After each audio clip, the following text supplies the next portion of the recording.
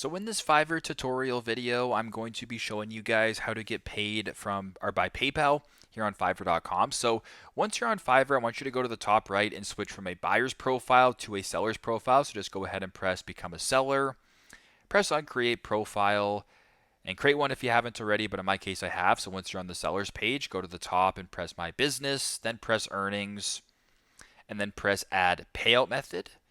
Now, once you're on this page, because you want to get paid via PayPal, make sure that PayPal is selected. You can also go ahead and select the currency in which you want to get paid. So you can scroll down. I'll just keep Canadian dollars for this example. And if this looks good to you, go to the bottom, press continue. It's not going to go ahead and work for me. Too many attempts here as an example, but you can go ahead and proceed that way to get paid by PayPal here on Fiverr as a seller. So very simple, very straightforward. That's how to get paid by PayPal on Fiverr.com. Thanks again for watching, and I hope this video helps.